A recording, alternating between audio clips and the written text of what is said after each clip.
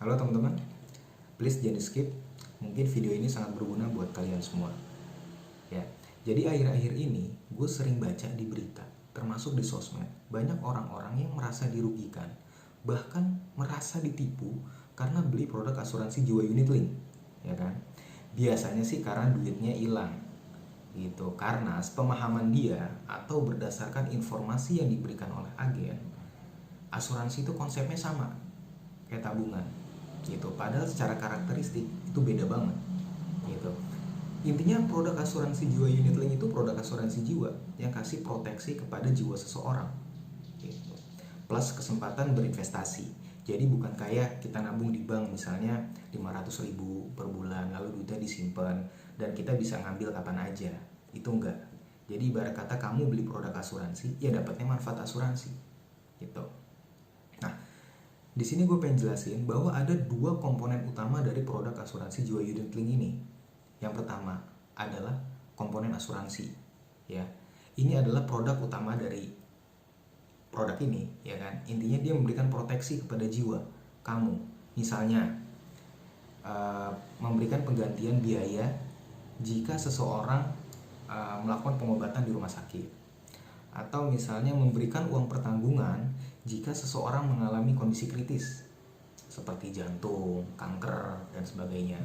Atau misalnya memberikan uang pertanggungan jika seseorang itu meninggal dunia. Oke. Nah, jelas ya di sini. Kedua adalah komponen investasi. Jadi dari sebagian premi yang dibayarkan, ada tuh yang diinvestasikan. Investasi loh, bukan tabungan.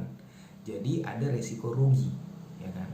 Lalu jangan pernah berharap kamu akan cuan besar atau hasilnya maksimal dalam 5 tahun pertama. Kenapa? Karena banyak biaya atau ada biaya yang dipotong dalam periode tersebut, termasuk biaya akuisisi. Nanti saya jelaskan di bawah. Oke. Lalu duitnya gimana? Memang ini hasilnya bisa diambil kapan saja, selama itu ada, dengan mempertimbangkan bahwa tadi ada resiko rugi dan ada kewajiban-kewajiban yang harus dibayarkan dalam polis tersebut gitu. Jadi dari sini udah jelas berbeda ya karakteristiknya. Nah, lalu yang penting kalian harus tahu juga, selain premi ada biaya-biaya lain yang dibebankan kepada pemegang polis, ya kan? Yaitu satu adalah biaya asuransi. Ya, ini dengan namanya aja jelas biaya ini diperlukan untuk adanya pertanggungan asuransi, ya kan? Dan biaya ini dibayarkan selama polis berlaku gitu. Nggak sekedar hanya cuma 5 tahun, 10 tahun, enggak. Ini bisa dibayarkan oleh nilai tunai yang terbentuk dari premi yang tadi dibayarkan. Kedua adalah biaya akuisisi. Nah, biaya akuisisi gampangnya adalah biaya operasional, seperti pemeliharaan sistem data nasabah, komisi agen, atau pemeriksaan kesehatan, atau misalnya pencetakan polis. Nah, biayanya itu diambil dari premi yang dibayarkan. Di tahun pertama dan tahun kedua, biasanya itu sebesar 70% dari premi, ya kan? Lalu di tahun ketiga sampai kelima itu biasanya di sekitar 20%, ya kan? Itu kenapa? Tadi saya bilang dalam 5 tahun pertama jangan pernah berharap untuk hasil yang maksimal dari investasi ini. Gitu. Yang ketiga adalah biaya administrasi, ya kan? Biaya administrasi ini sih lumayan kecil ya, mungkin sekitar 30.000 atau 50.000 tergantung perusahaan asuransi, dan itu biasanya ada yang sudah digabung di BPSisi dan ada yang sendiri gitu. Nah, dari sini udah kembali jelas ya, ada biaya-biaya beda dong dengan nabung. Nah, lalu banyak nih yang nanya ke saya, lah terus ikut asuransi rugi dong? Ya, jujur menurut pendapat pribadi saya, ketika orang ikut asuransi jangan lihat dari untung ruginya, tapi harus dilihat dari perlindungan yang akan diberikan atau proteksinya, ya kan? Sebagai contoh, ada seseorang yang ikut asuransi dengan membayar premi sebesar 1 juta setiap bulannya.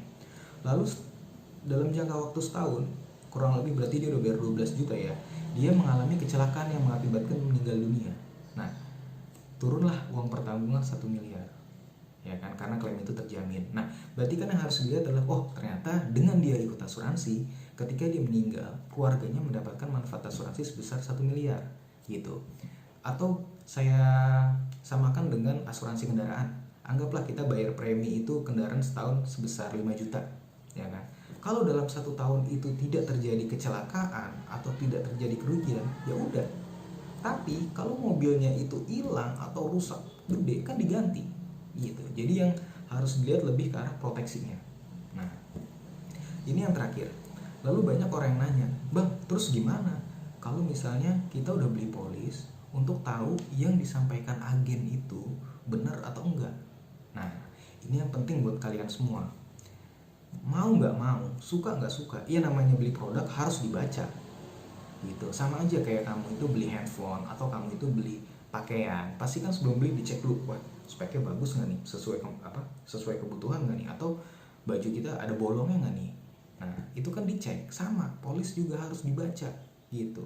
Kalau kamu nggak ngerti atau pusing, telepon customer service perusahaan asuransi tersebut ya, minta penjelasan. Nah ketika dijelasin, kamu akhirnya menemukan bahwa ada sesuatu yang tidak benar atau tidak sesuai, kamu itu punya hak untuk membatalkan polis. Itu namanya masa free look. Jadi kamu dikasih kesempatan untuk mempelajari polis itu selama 14 hari sejak polis diterima, ya kan? Kalau kamu nggak suka tinggal batalin, kamu nggak setuju tinggal batalin. Potong biaya ada sekitar, kalau nggak salah ya, mungkin sekitar 100 sampai 150 ribu. Itu berupa biaya cetak polis gitu ya, tapi nggak apa-apa. Oke, sebagai penutup, intinya kalau kalian mau beli produk asuransi jiwa unit link, please banget beli di agen yang punya lisensi dan punya background yang bagus. Masih banyak kok. Dan pastiin kalian beli asuransi di perusahaan asuransi jiwa yang punya izin dari OJK. Oke, cukup video dari saya. Jika kalian mau bertanya atau hal-hal yang pengen ditanyakan seputar hukum lain atau hukum asuransi, please komen di bawah. Mungkin bisa saya langsung jawab atau saya jawab di video berikutnya. Oke, terima kasih.